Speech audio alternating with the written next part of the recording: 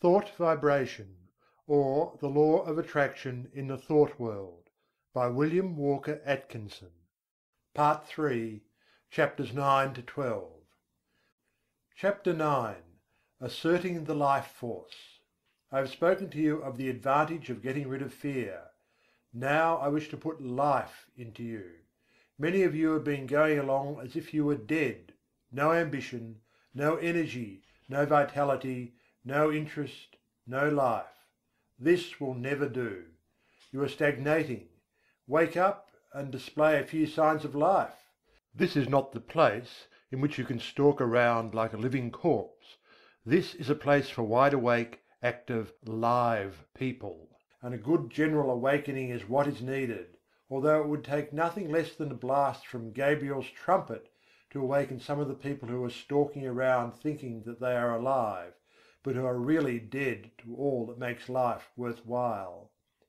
We must let life flow through us, and allow it to express itself naturally. Do not let the little worries of life, or the big ones either, depress you and cause you to lose your vitality. Assert the life force within you, and manifest it in every thought, act and deed, and before long you will be exhilarated and fairly bubbling over with vitality and energy. Put a little life into your work, into your pleasures, into yourself. Stop doing things in a half-headed way, and begin to take an interest in what you are doing, saying and thinking. It is astonishing how much interest we may find in the ordinary things of life if we will only wake up. There are interesting things all around us, interesting events occurring every moment, but we will not be aware of them unless we assert our life force and begin to actually live instead of merely existing. No man or woman ever amounted to anything unless he or she put life into the tasks of everyday life, the acts, the thoughts. What the world needs is live men and women. Just look into the eyes of the people whom you meet, and see how few of them are really alive. The most of them lack that expression of conscious life which distinguishes the man who lives from the one who simply exists. I want you to acquire this sense of conscious life so that you may manifest it in your life and show what mental science has done for you. I want you to get to work today and begin to make yourself over according to the latest pattern. You can do this if you will only take the proper interest in the task. Affirmation and exercise. Fix in your mind the thought that the I within you is very much alive and that you are manifesting life fully, mentally and physically. And keep this thought there, aiding yourself with constant repetitions of the watchword. Don't let the thought escape you, but keep pushing it back into the mind. Keep it before the mental vision as much as possible. Repeat the watchword when you awaken in the morning. Say it when you retire at night. And say it at meal times, and whenever else you can during the day, at least once an hour. Form the mental picture of yourself as filled with life and energy. Live up to it as far as possible.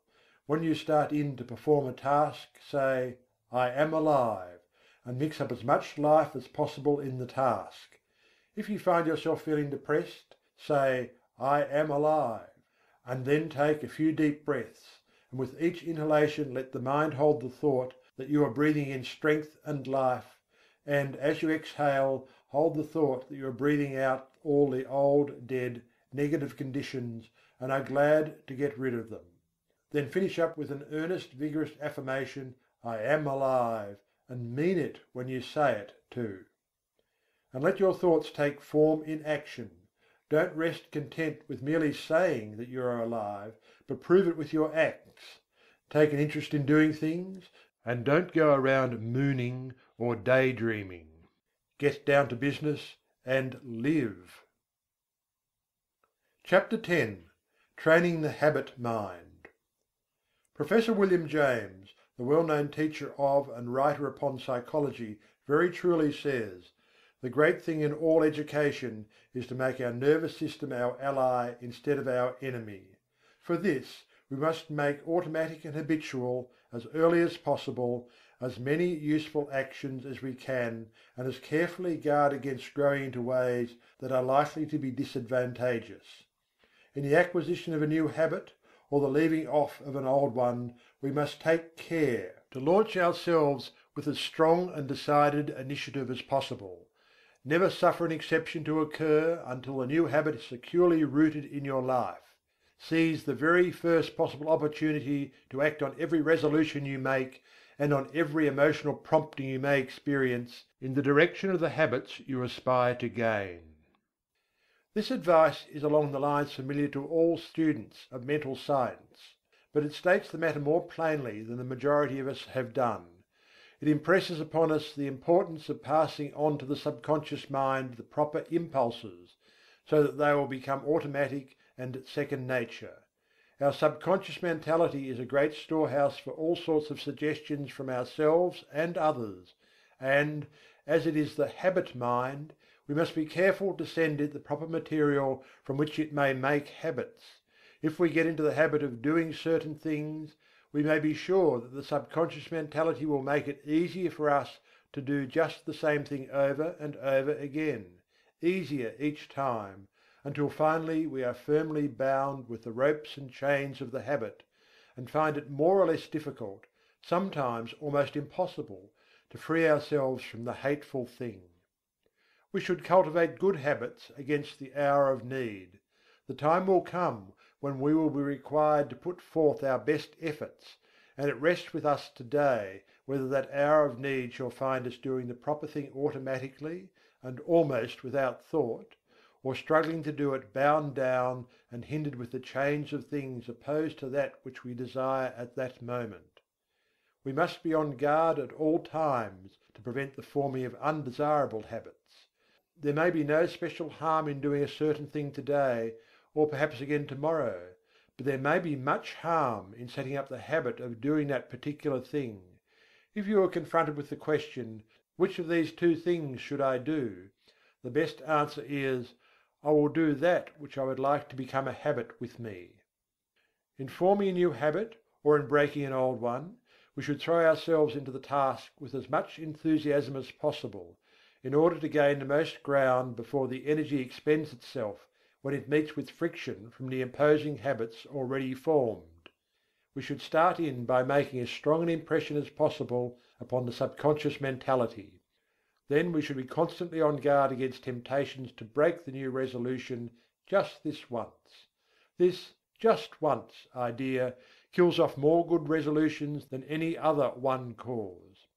The moment you yield "just this once," you introduce the thin end of the wedge that will, in the end, split your resolution into pieces. Equally important is the fact that each time you resist temptation, the stronger does your resolution become. Act upon your resolution as early and as often as possible.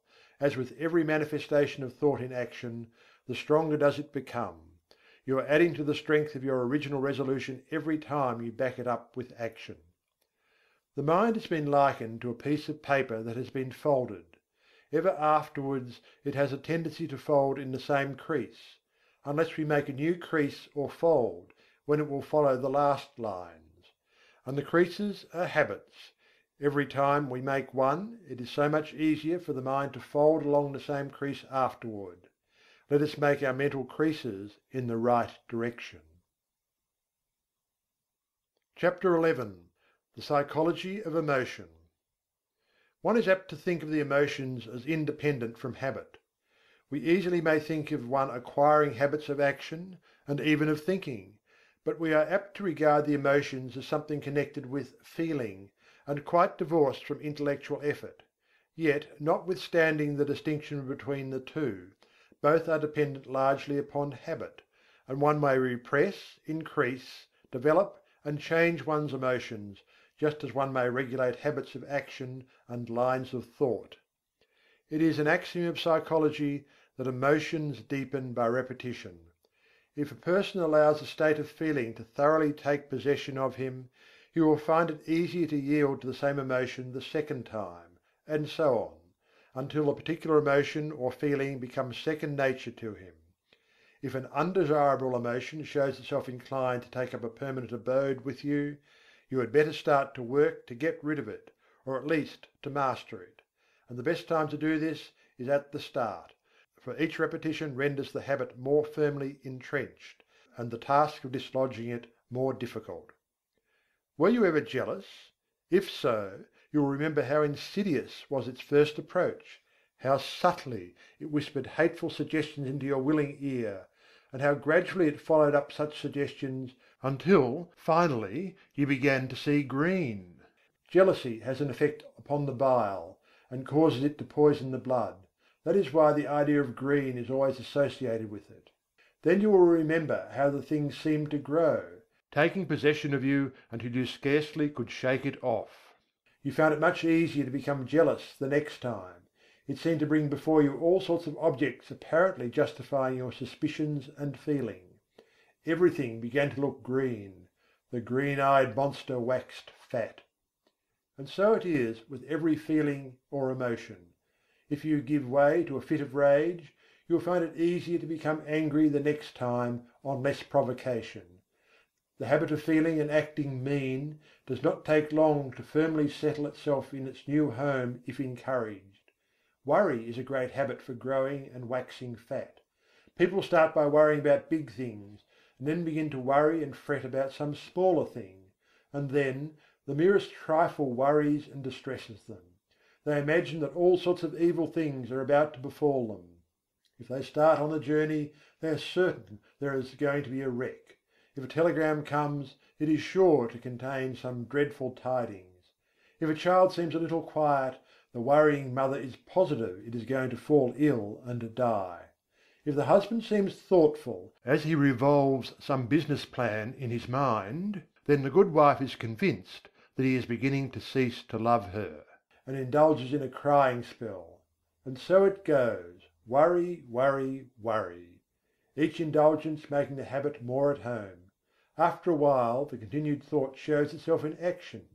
Not only is the mind poisoned by the blue thoughts, but the forehead shows deep lines between the eyebrows, and the voice takes on that whining, rasping tone so common among worry-burdened people.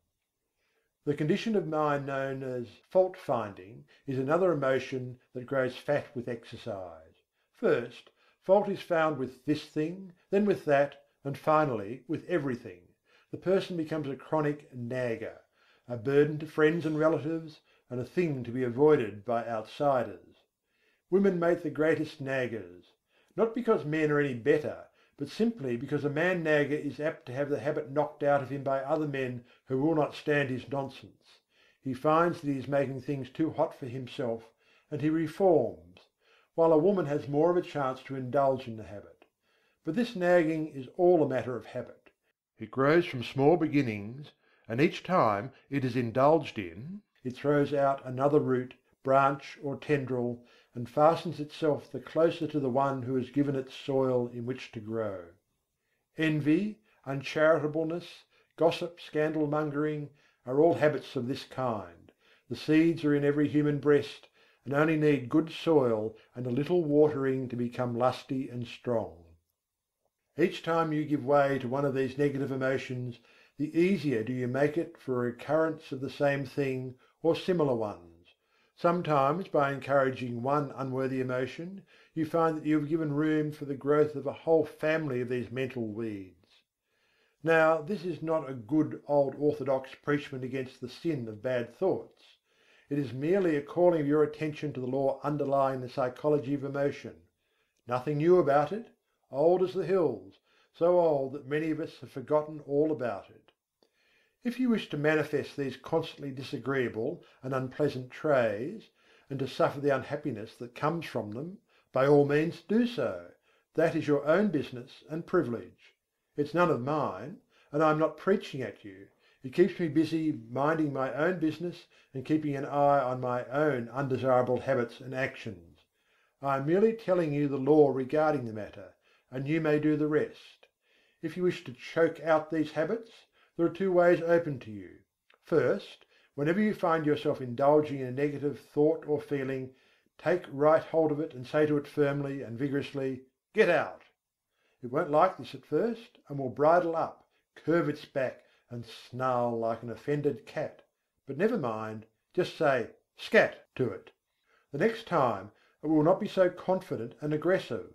It will have manifested a little of the fear habit. Each time you repress and choke out a tendency of this kind, the weaker it will become, and the stronger will your will be. Professor James says, refuse to express a passion and it dies. Count 10 before venting your anger, and its occasion seems ridiculous. Whistling to keep up courage is no mere figure of speech. On the other hand, sit all day in a moping posture, sigh, and reply to everything with a dismal voice, and your melancholy lingers. There is no more valuable precept in moral education than this, as all who have experience know. If we wish to conquer emotional tendencies in ourselves, we must assiduously, and in the first instance cold-bloodedly, go through the outward movements of those contrary dispositions we prefer to cultivate. Smooth the brow, brighten the eye, contract the dorsal rather than the ventral aspect of the frame, and speak in a major key, pass the genial compliment, and your heart must be frigid indeed if it does not gradually thaw. Chapter 12. Developing New Brain Cells. I have spoken of the plan of getting rid of undesirable states of feeling by driving them out. But a far better way is to cultivate the feeling or emotion directly opposed to the one you wish to eradicate. We are very apt to regard ourselves as the creatures of our emotions and feelings, and to fancy that these feelings and emotions are we. But such is far from being the truth. It is true that the majority of the race are slaves of their emotions and feelings and are governed by them to a great degree. They think that feelings are things that rule one and from which one cannot free himself, and so they cease to rebel. They yield to the feeling without question, although they may know that the emotion or mental trait is calculated to injure them, and to bring unhappiness and failure instead of happiness and success. They say, "We are made that way," and let it go at that. The new psychology is teaching the people better things. It tells them that they are masters of their emotions and feelings, instead of being their slaves.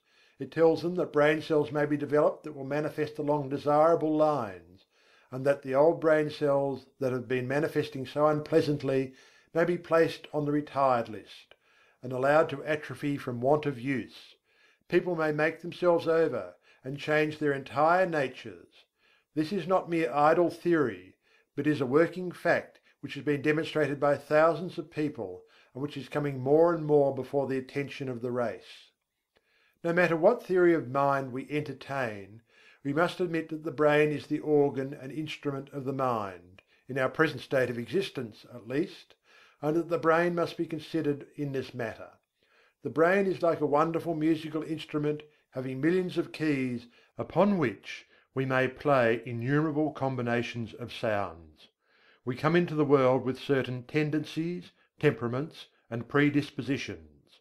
We may account for these tendencies by heredity, or we may account for them upon theories of pre-existence, but the facts remain the same.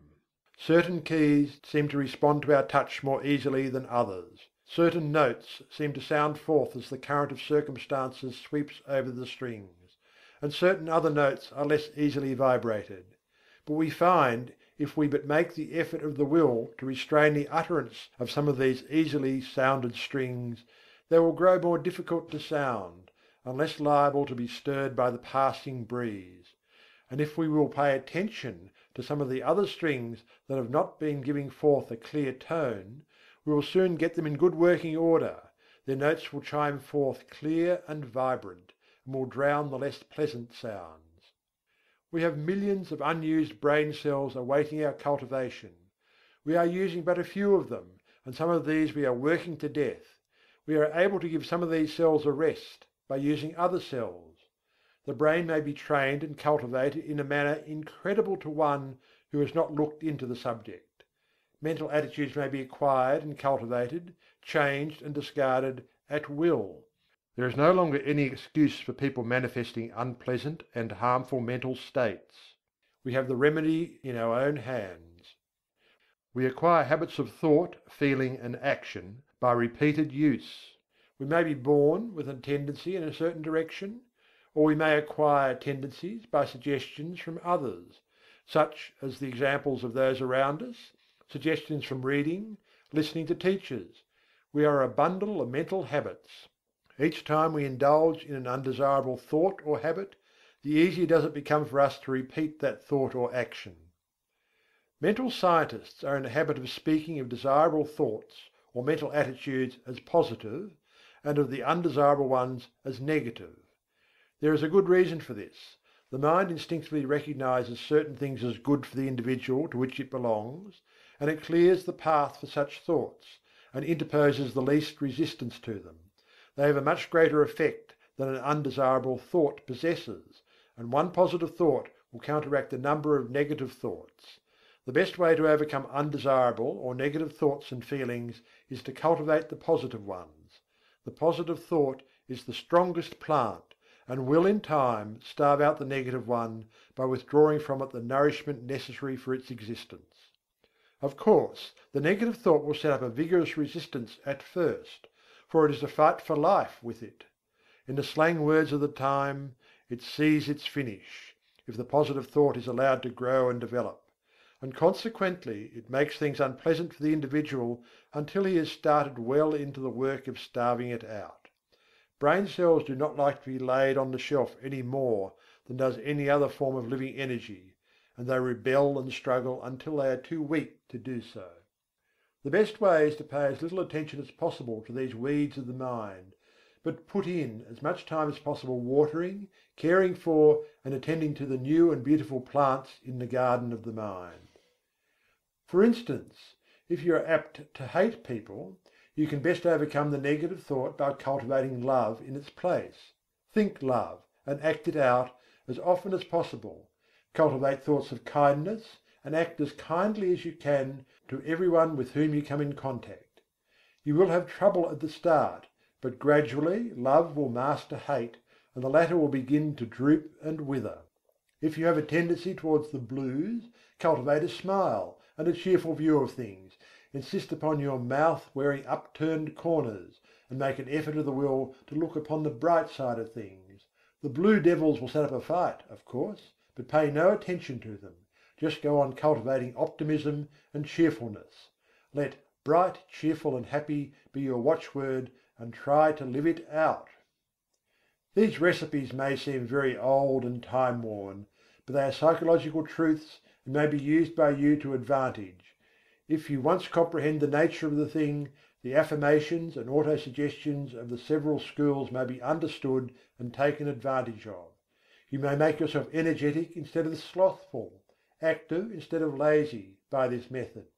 It is all a matter of practice and steady work. New thought people often have much to say about holding the thought, and indeed it is necessary to hold the thought in order to accomplish results. But something more is needed. You must act out the thought until it becomes a fixed habit with you. Thoughts take form in action, and in turn actions influence thought. So by acting out certain lines of thought, the actions react upon the mind, and increase the development of the part of the mind having close relation to the act. Each time the mind entertains a thought, the easier becomes the resulting action, and each time an act is performed, the easier becomes the corresponding thought. So you see the thing works both ways, action and reaction. If you feel cheerful and happy, it is very natural for you to laugh, and if you will laugh a little, you will begin to feel bright and cheerful. Do you see what I am trying to get at? Here it is in a nutshell. If you wish to cultivate a certain habit of action, begin by cultivating the mental attitude corresponding to it. And as a means of cultivating that mental attitude, start to act out, or go through the motions of the act corresponding to the thought. Now see if you can not apply this rule. Take up something that you really feel should be done, but which you do not feel like doing. Cultivate the thought leading up to it. Say to yourself, I like to do so and so, and then go through the motions, cheerfully remember, and act out the thought that you like to do the thing. Take an interest in the doing, study out the best way to do it, put brains into it, take a pride in it, and you will find yourself doing the thing with a considerable amount of pleasure and interest. you will have cultivated a new habit. If you prefer trying it on some mental tray of which you wish to be rid, it will work the same way. Start in to cultivate the opposite tray, and think it out, and act it out for all you are worth. Then watch the change that will come over you. Don't be discouraged at the resistance you will encounter at first, but sing gaily, "I can and I will," and get to work in earnest. The important thing in this work is to keep cheerful and interested. If you manage to do this, the rest will be easy. End of Part 3, chapters 9 to 12.